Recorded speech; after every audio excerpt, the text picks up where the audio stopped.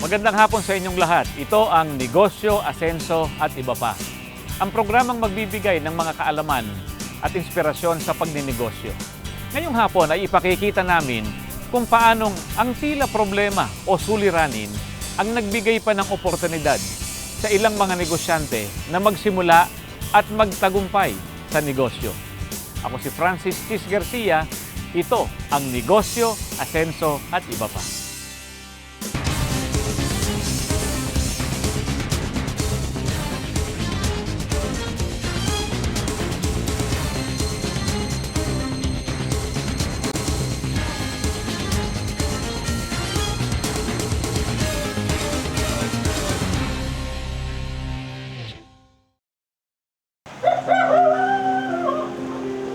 Sa isang bayan sa Nueva Ecija, usap-usapan ng isang batang nakatira sa bahay na ito. Siya si Joan Marie Nicolas na 3 taong gulang nang makunan ang video na ito. Nakapangihilakbot ang kanyang kalagayan. Halos butot balat na sa kapayatan ang bata. Nung pinanganak ko po siya, maliit na po siya. Tapos po, hindi ko naman po marinig yung iyak niya. Naisip ko pong talaga pong may sakit na po siya. Tapos po, nung may sakit na po sa puso, na-observan ko po, lumalakas na po naman na po yung pag-iyak niya. Tapos po, hindi naman po siya lumalaki. Hindi naman po siya bumibigat. Ganun lang po naman basta yung kanya. Hindi rin po siya tumataba. Kahit po nagtitik na siya ng gamot. Minsan nang ipinasuri ng mag-asawang Florian at Isagani ang kanilang malakalansay na anak. Ayon sa medical record na hawak ng mag-asawa, malnourished ang kanilang anak na dinapuan na rin ng komplikasyon sa puso. Sinabi niya po kailangan daw po maoperahan. Kakahalaga po ng 350 hanggang 400,000. Dahil sa walang matatag na hanap buhay ang mag-asawa, hindi nila maibigay ang masustansyang pagkain ni Joanna Marie.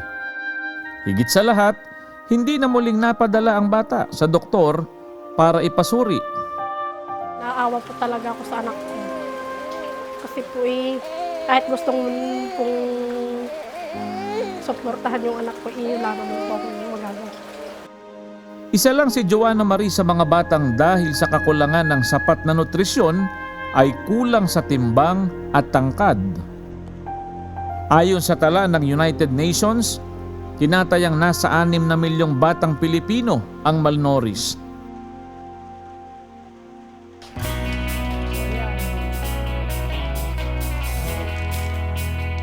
Bukod sa kawalan ng masustansyang pagkain, sinisisi rin ang pagkahilig ng mga bata sa mga junk food o sitsiriyang kinahihiligan ng maraming bata ngayon. Pero alam nyo bang may isang uri rin pala ng sitsiriya na sasagot sa problemang ito?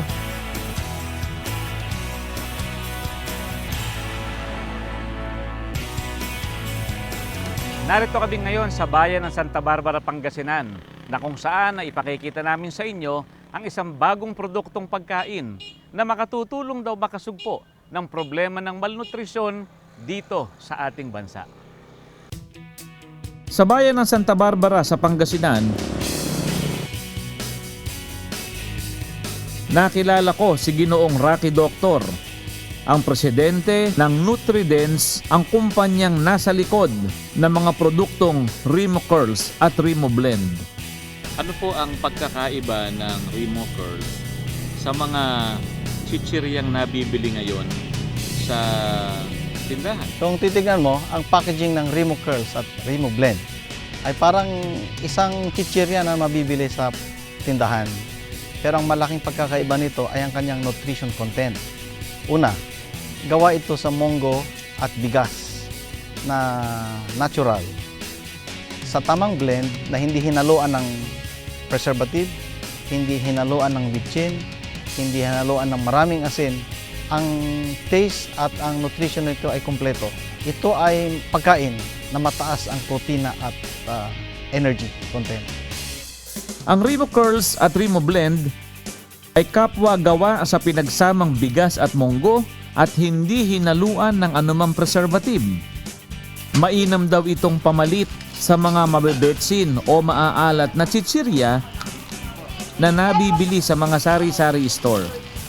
Kung ito po ay gagawing isang snack o pangmeryenda ng mga bata, ano-ano po yung particular na nutrients na makukuha Okay. dito? Una natin sa bigas. Bigas is a good source of energy. At gaya ng alam natin, maraming nutrition at vitamins ang galing sa bigas. Ang munggo naman as a good source of protein. It's a vegetable, it's a good product, green na green siya, and marami ring kasangkap yan na minerals and vitamins. At alam nyo bang ang mga produktong ito ay resulta ng masusing pananaliksik ng Food, Nutrition and Research Institute para labanan ang problema ng malnutrisyon sa bansa? Paano po exactly nakatutulong ang Remo Curls and Remo Blend? Ang Remo Curls at Remo Blend ay sadyang dinevelop ng FNRI-DOST na sagot sa malnutrition. It's a direct response to the need for feeding. Ang malnourished na bata ay kailangan ng pakainin. Kailangan ito yung may sapat na nutrisyon. At ang Remo Blend at Remo Curls ay sagot doon, swak na yon. Ito ay pinag-isipan na pinunduhan ng FNRI-DOST sa R&D. At ito ay pinilot study para ma-prove lang na itong product ay swak doon. Ano ang pwedeng iambag ng Remo Curls at Remo Blend sa kabuuan na malnutrition? Pag sa pagkain nila ng 1 pack each day for 4 months or 120 days, ay aangat ang kanilang bigat, tataas ang kanilang tangkad, at maging healthy pati utak. Why? Because the basic food is yung energy and protein. Banggit niyo po na meron kayong Remo Blend para sa 6 months to 24 months na bata.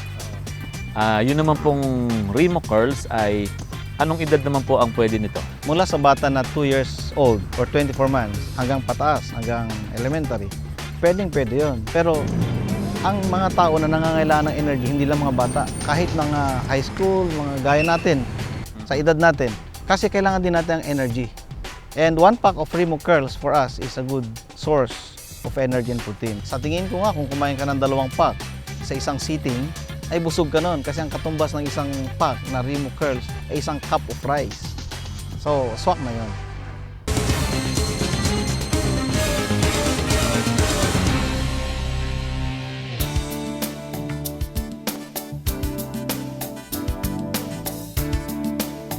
Walang gamot ang kamatayan, may lunas ang karamdaman.